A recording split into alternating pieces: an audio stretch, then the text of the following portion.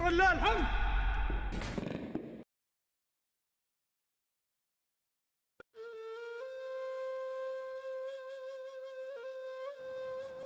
Assalamualaikum warahmatullahi wabarakatuh. Alhamdulillahilladzi hadana li hadza wa ma kunna linahtadiya laula an hadana Allah. Laqad ja'at rusulu rabbina bil haqq wa nushhadu anna Muhammadan abduhu wa rasuluhu la nabiyya ba'dah. Allahumma shalli wa sallim ala habibina wa nabiyyina Muhammad ibn Abdillah wa ala alihi wa ashabihi wa mawala. Masya Allahu kan wa malam yasha lam yakun wa la hawla wa la quwwata illa billah. Qala Allah ta'ala fi kitabihil karim wa biqaulihi yahdadil muhtadun. A'udzu billahi samil alim minasy syaithanir rajim min hamzihi wa nafthihi wa nafthihi. Ya ayyuhalladzina amanu taqullaha haqqa tuqatih wa la tamutunna illa wa antum muslimun. Palestina adalah bumi kebangkitan Islam di akhir zaman. Sebaik-baik manusia di akhir zaman imannya, kata Rasulullah SAW, min khayai ahlil ardi yaumaidin, sebaik-baik manusia di akhir zaman nanti, alladzina yujahiduna li iqamatid din fi biladi Syam, mereka yang berjuang menegakkan tauhid, menegakkan agama di bumi Syam.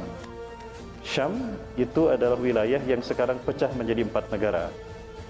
1916 Inggris dan Prancis membagi 4 wilayah Syam di detik-detik kehancuran Turki Utsmani. Yang pertama, Palestina dan juga Jordania dikuasai oleh Inggris. Suriah, Lebanon dikuasai oleh Prancis. Umat Islam saat itu dipecah belah seperti kue lapis dengan strategi divide et impera. Dipecah belah lalu dikuasai. Umat Islam yang tadinya ummatan wahidah, satu umat di seluruh dunia, menguasai 2/3 dunia. Sejak Rasulullah diutus 651 Masehi. Mohon maaf, 623 Masehi. Nasib umat Islam seperti kue lapis. Palestina dikuasai Inggris. Suriah, Lebanon, Prancis. Aljazair, Prancis. Mesir dan Afrika, Inggris dan Prancis.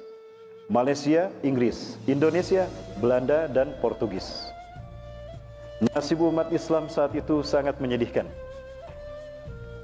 Ya, bukan hanya darah yang dikucurkan oleh musuh-musuh Islam, bukan hanya sumber daya alam kita yang dieksploitasi oleh musuh-musuh Islam, ya bukan hanya keringat kita yang mereka peras, tapi akidah umat Islam juga dikuras habis hingga umat Islam dijauhkan dari Quran dan Sunnah.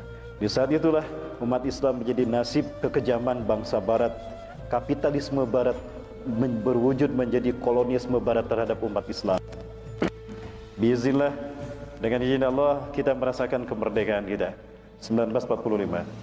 Namun jangan salah, di balik kemerdekaan bangsa kita ada jaksa sebuah bangsa yang bernama Palestina.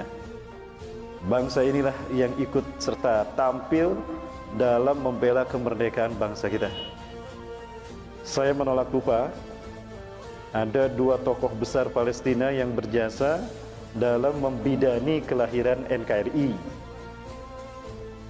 Yang pertama, beliau adalah cucu cicitnya Rasulullah SAW. Beliau adalah keturunan Rasulullah SAW, Sayyid Muhammad Amin Al-Husaini. Beliau aktif sejak 1944 menyeru umat Islam di seluruh dunia, terutama bangsa Arab, untuk membantu agar Indonesia terlepas dari penjajahan Belanda dan Jepang. Itu yang beliau lakukan. Bahkan beliau menyeru orang-orang Palestina untuk mengumpulkan dana membantu membiayai kemerdekaan NKRI. Demi Allah, ini sejarah yang ditutupi anak bangsa, tidak boleh kita lupakan. Saudaraku pilih yang dirahmati Allah Subhanahu wa taala, jamaah Masjid Raya Solok yang dirahmati Allah, beliau berkeliling dunia. Beliau menyeru negara Arab untuk membantu Indonesia. Di antara sambutan yang diterima adalah dari sang milioner Palestina. Beliau orang terkaya Palestina, Syekh Muhammad Ali Tahir. Beliau mengeluarkan semua uangnya di bank beliau kosongkan uangnya di bank, beliau undang para petinggi bangsa kita, diongkosin para petinggi bangsa kita. Kiai Haji Agus Salim bersama jajaran deputi pemerintahan bangsa kita, para menteri, kemudian Dr. Muhammad Hatta, ya, warga kita dari Minang, kebanggaan kita, bapak kita, founding father bangsa kita. Palestina lewat Said Amin Al-Husaini, Muhammad Amin Al-Husaini, cucu Rasulullah SAW, rahimahullah. Beliau menyerahkan dana besar luar biasa, membantu membidani kelahiran bangsa kita. Ini wafillah, kita punya hutang kemerdekaan pada Palestina. Berikutnya, begitu Bapak Soekarno, Hatta, dua founding father bangsa ini, NKRI, Presiden dan Wakil Presiden, begitu Pak Soekarno selesai membacakan naskah teks proklamasi, bangsa pertama, negara pertama di dunia yang mengakui kedaulatan NKRI adalah Palestina. Subhanallah, Allahu Akbar. Ini ayah bunda, hutang kita kepada Palestina. Ya, hari ini Palestina masih dijajah Zionis Yahudi yang menjadi negara yang ambisius untuk menguasai dunia. Mereka melakukan kezaliman besar, pelanggaran hak asasi manusia. Tapi sayang sekali, dunia bungkam, bahkan PBB pun bungkam atas kezaliman yang dilakukan Yahudi terhadap saudara-saudara kita di Palestina. Rasulullah SAW bersabda, "Yushiku an tada'a 'alaikumul umam kama tada'al akalati la qas'atiha." Aku khawatirkan kalian akan dimangsa oleh bangsa-bangsa di dunia seperti hidangan di atas meja. Disantap kita seperti hidangan di atas meja oleh bangsa-bangsa di dunia. Amin kiratin nahnu yauma idin ya Rasulullah. Apakah jumlah kami sedikit, kami minoritas ya Rasulullah, sehingga kami dibantai oleh musuh-musuh kami? Bal antum yauma idin katsir. Jumlah kalian banyak saat itu di muka bumi. Walakinnakum gutha'un ka gutha'is sail, tapi kalian ibarat buih di lautan. Ombak tsunami tinggi menakutkan ketika berada di lautan, tapi begitu sampai di darat hilang tanpa jejak. Au karimal fi syati'il bahar, atau seperti pasir di tepi pantai, terhampar luas, diambil, hancur berkeping-keping. Inilah nasib umat Islam di akhir zaman, ketika kehilangan kepemimpinan sentral seluruh dunia. Betul? Jamaah, hening sekali ini suasananya. Masih bersama saya? Bagaimana kabarnya, sehat jamaah? Alhamdulillah. Bunda, masih bersama saya bunda?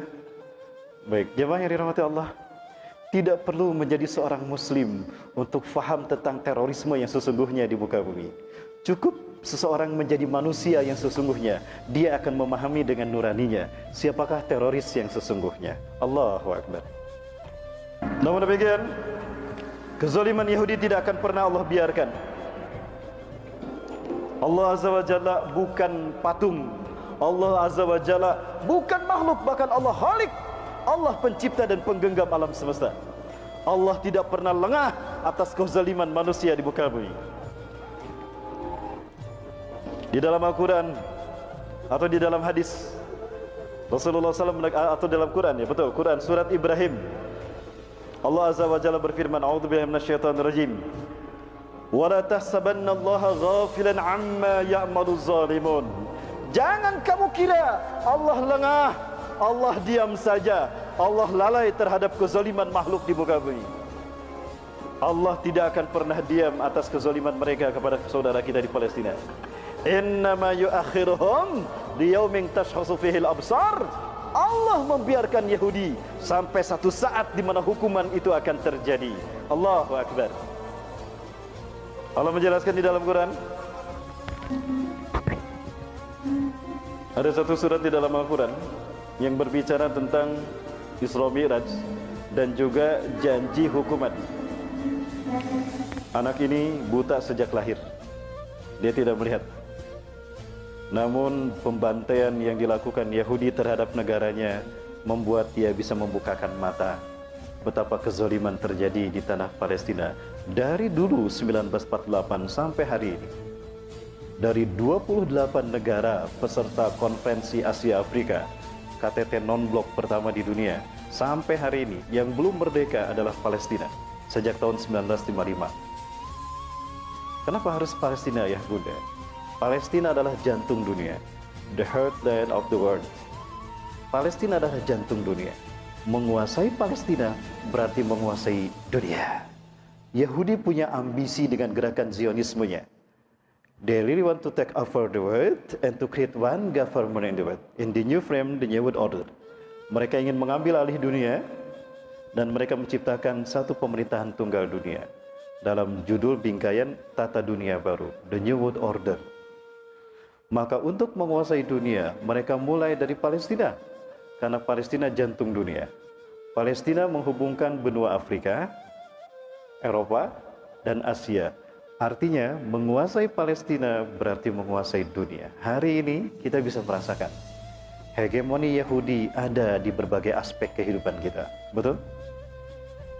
Aspek apa yang tidak ada kontribusi Yahudi di sana? Penguasaan Yahudi. Satu-satunya masjid di seluruh dunia yang bersejarah dibangun oleh para nabi. DKM-nya orang Yahudi adalah Masjidil Aqsa ya Bunda. Ambisi mereka menguasai dunia adalah dengan menguasai Palestina. There is not mean for the world without Palestine. Tidak artinya dunia tanpa Palestina, itu kata mereka. Dan tidak ada artinya Palestina tanpa Haikal Solomon. Ayah bunda yang dirahmati Allah Subhanahu wa taala, hari ini nyaris sempurna ambisi Yahudi menguasai dunia. Ya, apa yang sebetulnya yang mereka inginkan? Mereka menginginkan kiblat para nabi dan rasul. Mereka menginginkan kiblat kita yang pertama, Al-Masjidil Aqsa. Ini adalah program besar mereka untuk menguasai dunia. Ya, menurut keyakinan mereka, ini bukan keyakinan kita. Dalam catatan The Jericho Project yang sudah saya kaji, dan ternyata konsep ini dibenarkan oleh para misionaris yang masuk Islam. Ketika kami seminar, ada misionaris yang hadir dan mengatakan, Ustadz benar, itu adalah proyek mereka. Menurut Yahudi, keyakinan Yahudi, tahun Masehi ini hanya 3.000 tahun saja. 3.000 tahun ini mereka bagi menjadi 3 milenium. Artinya 1 milenium 1.000 tahun. Hari ini kita berada di milenium ketiga. Milenium ketiga dalam keyakinan Jewish people, orang-orang Yahudi, adalah tahun berdirinya atau milenia berdirinya singgasana Tuhan di muka bumi. Tuhan yang mereka maksud bagi kita siapa? Bagi mereka ini. Maka milenium ketiga mereka namakan Y2K. Tapi sayang sekali, kepada dunia Y2K mereka sebutkan sebagai ikon kebangkitan teknologi, informasi, dan globalisasi, modernisasi. Bukan. Y2K syarat bermuatan ideologis bagi mereka. Bagi orang Yahudi, singkatan dari Year of the Yehuda Kingdom. 1000 tahun bagi berdirinya kerajaan Yahudi di muka bumi. Dan inilah yang menjadi bagian dari upaya mereka mendirikan, menguasai dunia. Dan mereka memulainya di jantung dunia, Palestina. Ayah bunda yang dirahmati Allah, tahun 1946 Palestina masih dikuasai kaum muslimin. Warna hijau ini adalah orang Islam Palestina. Warna putih adalah etnis Yahudi yang berada di Palestina. Bisa dibayangkan, tahun 1946 Yahudi hanya 8% saja. Namun apa yang terjadi? 1947 PBB memutuskan membagi dua Palestina, 54% bagi Israel, 46% atau 46% bagi umat Islam Palestina. Maka sejak saat itu terjadi okupasi, perebutan wilayah, dan pembantaian terhadap umat Islam. Sampai hari ini nasib Palestina seperti ini. Inilah yang disebut dengan penjajahan di muka bumi, okupasi. Tidak ada umat Islam yang menjadi penjajah. Umat Islam adalah korban dari penjajahan dunia terhadap umat Islam. Bismillahirrahmanirrahim. Dan apa yang mereka inginkan dari umat Islam dunia adalah kiblat kita yang pertama, Masjidil Aqsa. Ini adalah bumi Isra Mi'rajnya Rasulullah SAW. Al-Aqsa adalah masjid kedua yang dibangun di muka bumi. Luasnya 14,4 hektar. Abu Zar Al-Ghifari bertanya pada Rasulullah SAW, "Ya Rasulullah, ayyul masjid bunya fil alam awalan?" Wahai Rasulullah, masjid apakah yang pertama kali dibangun di muka bumi? Al-Masjidil Haram. Tadi subuh kami bahas kenapa dinamakan Masjidil Haram. Di Masjid An-Nur. Betul Pak? Di Masjid An-Nur Pak ya? Nah, kita ketemu di Masjid An-Nur Pak.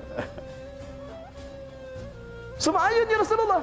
Kemudian masjid apa ya Rasulullah yang dibangun kedua di muka bumi? Al-Masjidil Aqsa. Aqsa artinya paling jauh. Isim tafdil, kayak akbar, dari kaburo akbar, maha besar. Ya, soguro kecil, asgar paling kecil, Aqsa paling jauh. Berapa jarak dari Masjidil Haram ke Masjidil Aqsa? 1233 km. Itu jarak tempuh Isra yang dialami Rasulullah SAW di malam beliau di Mi'rajkan, diisrakan. Ya mudah dirahmati Allah, saya melihat sendiri Yahudi menghancurkan kiblat kita yang pertama. Salat kami di Masjidil Aqsa terganggu oleh deru mesin-mesin eskavator yang besar, sehingga salat kami terganggu. Bahkan listrik Al-Aqsa pun sudah mati. Yahudi mematikan listrik Al-Aqsa, maka azan di sana berkumandang dari listrik yang menggunakan genset raksasa. Alhamdulillah, umat Islam Indonesia tercatat satu di antara negara terbesar di dunia penyumbang dana terbesar untuk menyalakan Al-Aqsa. Tidak terbayang bagaimana pahalanya. Allahu Akbar. Jamaah, masih bersama saya? Masih lama Isya? Berapa menit lagi? Nanti kalau azan, waktu azan tolong diingatkan kami Pak Imam. Ya, baik. Ayah benar yang dirahmati Allah Subhanahu wa taala, Yahudi menghancurkan kiblat kita yang pertama. Demi Allah, ini yang kami saksikan di Palestina. Kami menangis, kami geram, kami hanya bisa membengkakkan tangan kami tanda kami marah. Tapi kami tidak bisa berbuat apa-apa. Apa artinya kami dibandingkan dengan bangsa di dunia? Ayah benar dirahmati Allah. Inilah fakta kejahatan Yahudi terhadap Masjidil Aqsa, kiblat kita yang pertama. Mereka hendak menghancurkan kiblat kita, dan para pemuda Yahudi mereka gunakan untuk menghancurkan kiblat kita.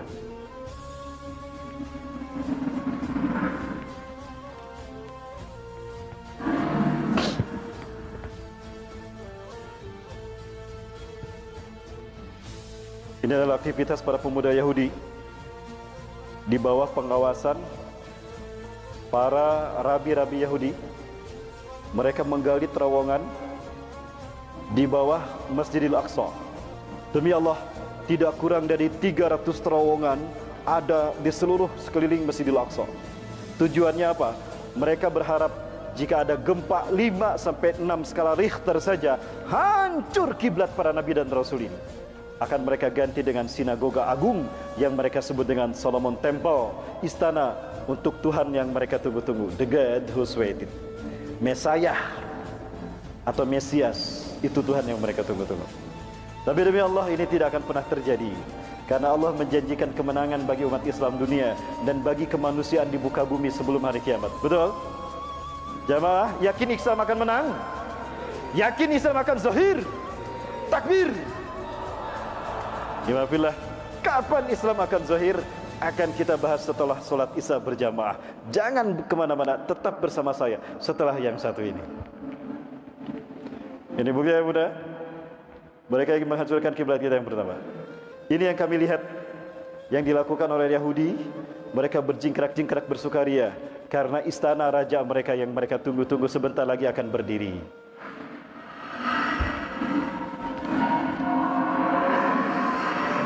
Saudaraku billah, jamaah Masjid Raya Solok yang dirahmati Allah, pada akhirnya ketika mereka menghancurkan kiblat kita yang pertama, maka mereka akan menggantinya dengan Haikal Solomon. Seperti apakah istana yang akan mereka bangun untuk kerajaan mereka? Ada banyak maket yang mereka persiapkan. Di antaranya maket yang dimaksudkan adalah maket yang satu ini. Inilah istana yang mereka persiapkan untuk kerajaan mereka. Nah, jika istana ini berdiri, ya bunda,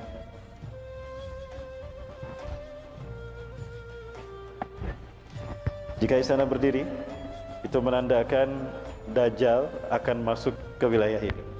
Inilah yang dimaksud dengan gerakan Zionis internasional, gerakan ke Bukit Zion untuk mendirikan singgasana Tuhan di muka bumi. Ayah bunda, jika ini berdiri, maka mereka menang, kita umat Islam kalah ayah bunda. Tapi demi Allah, ini tidak akan pernah terjadi. Di dalam Quran surat Al-Isra ayat ke-4 sampai ayat ke-8 dan ke-104, Allah menjanjikan kehancuran dan hukuman bagi bangsa Yahudi di muka bumi. Allah berfirman, A'udzubillahi minasyaitonir rajim. وَقَضَيْنَا إِلَى بَنِي إِسْرَائِيلَ فِي الْكِتَابِ لَتُفْسِدُنَّ فِي الْأَرْضِ مَرَّتَيْنِ. Dan kami telah tetapkan. Allah menggunakan kalimat qada, bukan qadarna. Artinya itu bukan keinginan Allah, tapi itu adalah ambisi mereka Bani Israel untuk melakukan kerusakan di muka bumi. Maka Allah tetapkan, wa qadaina, dan kami tetapkan ila Bani Israel, bagi bangsa Bani Israel, la tufsidunna. Allah gunakan lam taukid dan nun taukid sakilah. Pasti mereka akan melakukan kerusakan di muka bumi. Dari sekian banyak kerusakan di muka bumi, ada dua yang Allah pandang layak mendapatkan hukuman secara langsung. Marrotain, dua kali. Fa idza jaa wa'du'ulahuma, apabila tiba janji hukuman yang pertama dari dua hukuman yang Allah janjikan untuk mereka. Ba'asna alaihim, kami utus bagi mereka ibadan lana, hamba-hamba kami, uli ba'sin syadid, yang punya kekuatan yang tidak terkalahkan. Fajasu khilalad diyar, hamba-hamba kami masuk ke seluruh negeri menghancurkan kesombongan Yahudi di muka bumi pertama kali. Wa kana wa'dan maf'uda, dan adalah janji Allah pasti terlaksana. Saudaraku fillah, jamaah kaum muslimin, jamaah kajian Masjid Raya Solok yang mati Allah, baru satu kerusakan terbesar yang Allah pandang diberikan hukuman. Hukumannya apa? Yahudi terbuang dari Palestina, menyebar ke seluruh dunia. Setelah Perang Dunia Kedua, melalui peristiwa Holocaust, mereka menjadikannya sebagai entry point mereka memasuki kembali Palestina. Allah berfirman, "Tsumma radadna lakumul karrah."